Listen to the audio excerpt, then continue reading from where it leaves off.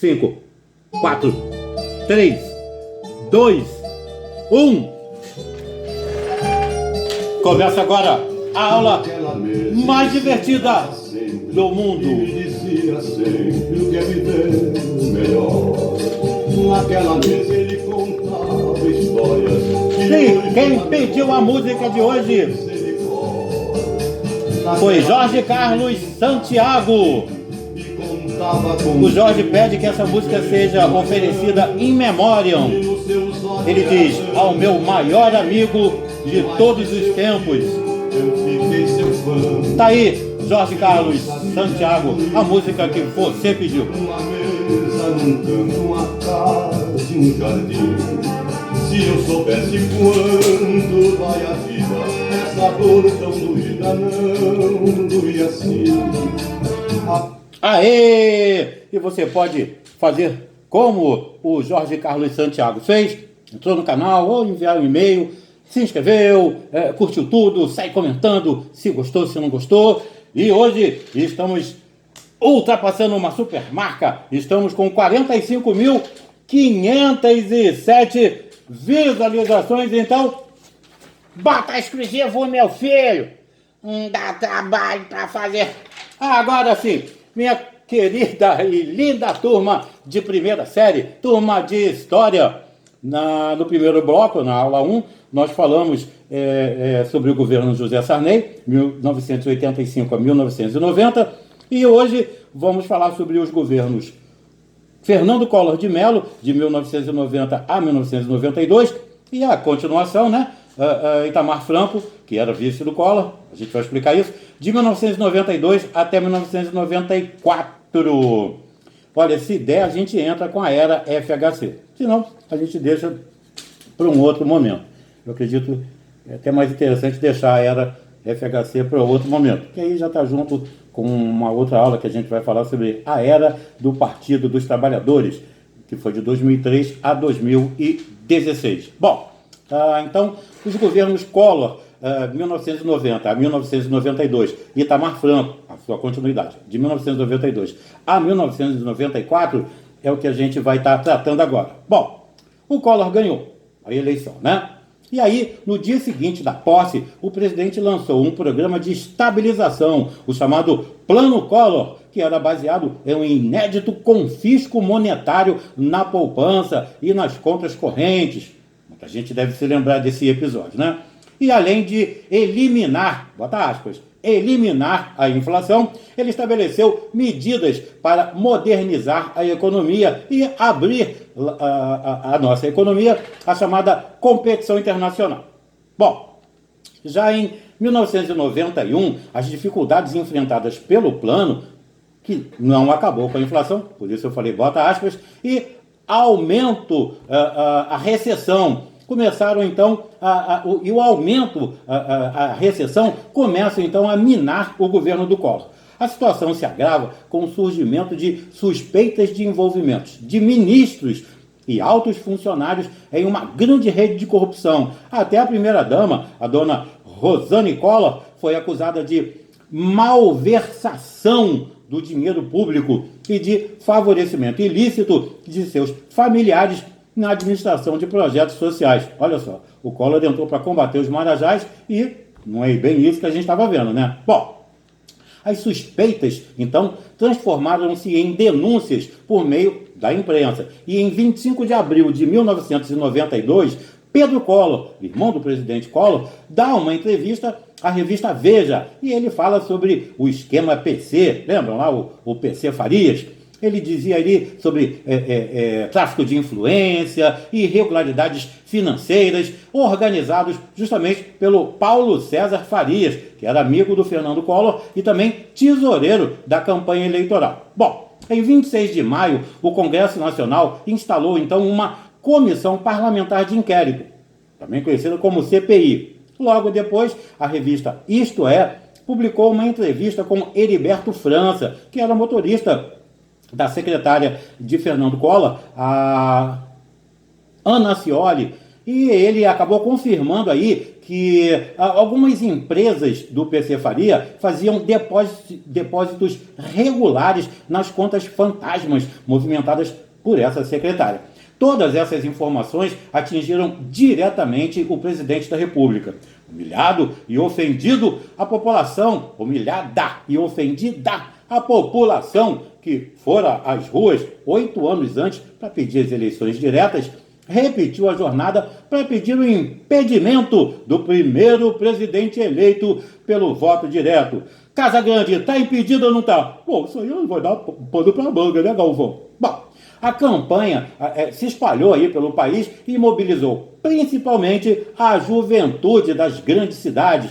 Quem não se lembra aí dos caras pintados, que pressionados então aí pelos gritos das ruas, o Congresso abriu o processo de impedimento, que a gente chama de impeachment, que resultou aí no afastamento do presidente 2 anos e meio depois da posse, melhor colocando, 2 anos e meio, e em sua substituição pelo vice Itamar Franco. Bom, o fato dele ter sido completado dentro da lei foi um avanço na prática democrática. Deu aos cidadãos a sensação inédita de que poderiam exercer algum controle sobre os seus governantes. Isso na palavra de José Murilo de Carvalho.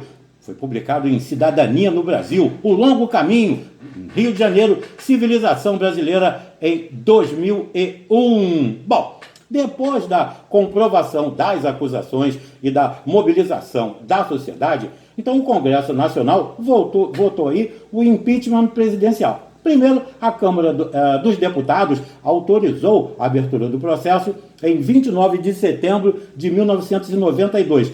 No dia 2 de outubro, o Collor é afastado e o seu vice, o Itamar Franco, assumiu de forma interina. Durante o julgamento do impeachment no Senado, em 29 de dezembro, o Fernando Collor renunciou. Olha só. Mesmo assim, a sessão prosseguiu e ele teve seus direitos políticos cassados por 8 anos. Olha só.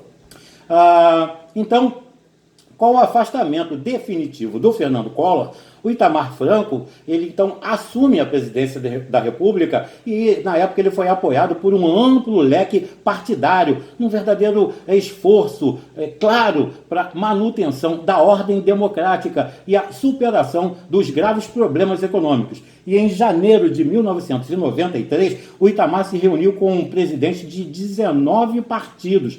E aí ele queria aí, estabelecer um pacto de governabilidade que pudesse permitir aí enfrentar os problemas econômicos decorrentes dessa escalada inflacionária, né?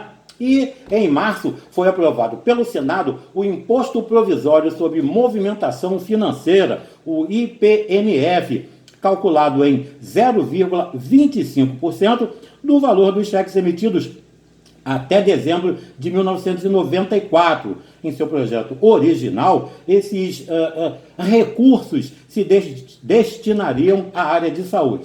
Em 21 de abril de 1993, foi realizado um plebiscito, conforme previa a Constituição de 1988, para se escolher a forma e o sistema de governo no Brasil, tendo sido o regime republicano, o sistema presidencialista, confirmado pela maioria dos eleitores. E em maio, o Itamar Franco nomeou o ministro das Relações Exteriores, Fernando Henrique Cardoso, do Partido Social Democrata, do Partido Social Democracia Brasileira, isso, o PSDB, para assumir o Ministério da Fazenda. Agora eu estou aqui, sou senador, eu vou inventar um plano maravilhoso que vai salvar o Brasil. Rutinha, meu amor, onde está você? Bom, de acordo com o Fernando Henrique, o combate à inflação ele só poderia ser alcançado com a reforma do Estado. E aí ele queria incluir redução nos gastos públicos e a intensificação do processo de privatizações. Vamos privatizar tudo, o caminho é esse. Tá aí uma coisa que muita gente não consegue entender. Se não dá lucro para o país, vai vender para o capital externo, como é que vai dar lucro para eles? Bom, a gente precisa pensar nisso. Então, de acordo aí com com Fernando Henrique, esse combate aí, então, tinha que, né, ter esses processos de privatização, dentre eles. Então, em fins de julho, foi decretado o corte de 3 zeros na moeda, que passou a se chamar Cruzeiro Real. E em dezembro foi lançado o Plano de Estabilização Econômica, que visava, entre outras medidas, claro, preparar a economia para a entrada em circulação de uma nova moeda, o real, antecedida pela adoção da Unidade Real de Valor, a famosa URV, que passou a vigorar a partir de 1º de março de 1994 como um indexador único da economia. E ainda em março foram diminuídas as alíquotas de importação de diversos produtos. Em julho, o real entra em circulação cotado acima da moeda norte-americana. Valia mais do que o dólar. E esse plano promove, então, inicialmente, bota aspas de novo, a queda da inflação. E no primeiro trimestre de 1994, a atividade econômica cresce em proporções comparáveis apenas ao início da década de 1980, verificando-se um grande aumento no consumo, apesar da manutenção das altas taxas de juros. Então, o programa de privatizações executado durante o governo Itamar Franco abrangeu a Companhia Siderúrgica Nacional, a CSN, que o Fernando Henrique dizia que não dava lucro, e logo em seguida ela sai na capa da revista Times como a quarta maior empresa, a quarta empresa mais poderosa do mundo. Há que se pensar. E também a Açominas e a Companhia Siderúrgica Paulista, ou seja, a CSN, que é a Companhia Siderúrgica Nacional, a Açominas e a Companhia Siderúrgica Paulista, a Cosipa, bem lembrado, além de subsidiários da Petrobras também. Bom, o que acontece então? A estabilidade econômica alcançada com o Plano Real garantiu então ao ministro Fernando Henrique Cardoso, que era candidato aí do PSDB à sucessão do Itamar Franco, uma posição bem confortável na disputa presidencial. Desincompatibilizado do cargo desde abril de 1994, Fernando Henrique acabou se elegendo no primeiro turno das eleições presidenciais, que foram realizadas em 3 de outubro de 1994. E olha, ele conquistou 54,3% dos votos válidos. E